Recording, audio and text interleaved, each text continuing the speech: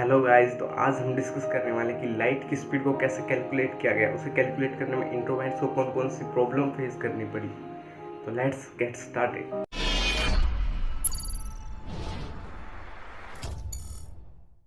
तो guys, light की speed को कैलकुलेट करने की सबसे पहले कोशिश की थी गैलीलियो गैलीली ने। जी हाँ, जिन्होंने सबसे पहले टेलीस्कोप डिज़ाइन किया था।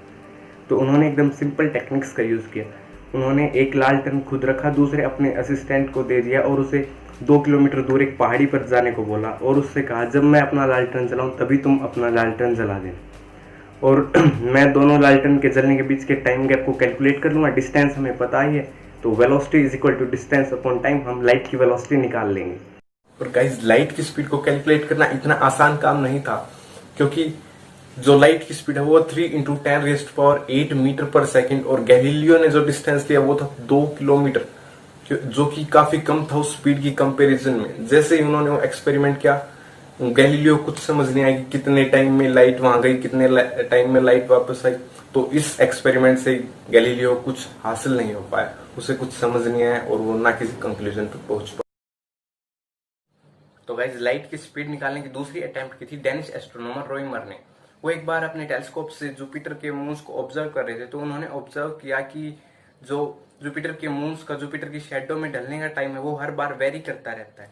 काफी विचार विमर्श करने के बाद वो एक कंक्लूजन पर पहुंचे कि जो जुपिटर से अर्थ का डिस्टेंस है वो चेंज होता रहता है, इसलिए जो लाइट है उसे अर्थ से जुपिटर तक जाने में कुछ टाइम लगता होगा, इसलिए हमें ये चेंज ऑब्जर्व होता है। तो इसी बेसिस पे उन्होंने कैलकुलेशंस की और लाइट की वेलोसिटी की वैल्यू निकाली 2.2 × 10⁸।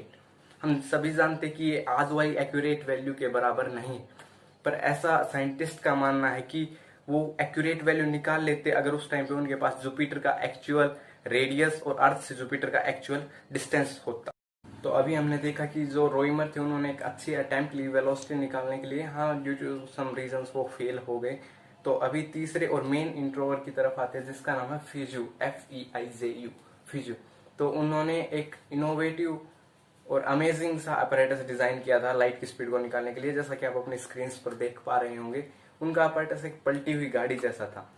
तो गाइस, जैसा कि आप इस अपैरेटस में देख पा रहे हो, इसमें दोनों साइड व्हील्स लगे हुए थे। हर व्हील पे 50 स्पोक्स थे और इन दोनों व्हील्स को 1000 RPS से रोटेट करवाया गया। जी हाँ, 1000 रोटेशंस पर सेकेंड। फिर इनके एक व्हील की साइड से लाइट को पास करवाया गया और बीच में डेविएशंस के लिए मिरर लगाए गए। उसने ऐसा इसलिए किया था कि लाइट की स्पीड निकालने में आसानी हो। फिर फेजो ने ऑब्जर्व किया कि जब लाइट पहले व्हील से सारे डेविएशन को क्रॉस करके दूसरे व्हील तक जाती है, उस टाइम में जो पहले वाला व्हील है वो अपने पूरे पूरे सर्कमफ्रेंस का 1000th पार्ट कवर कर चुका होता है।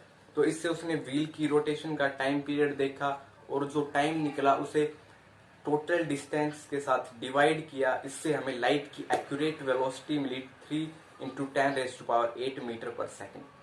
If you like this video, please put 10 Pascal pressure on subscribe and like button. Please share it with your friend who is truly enthusiastic for science.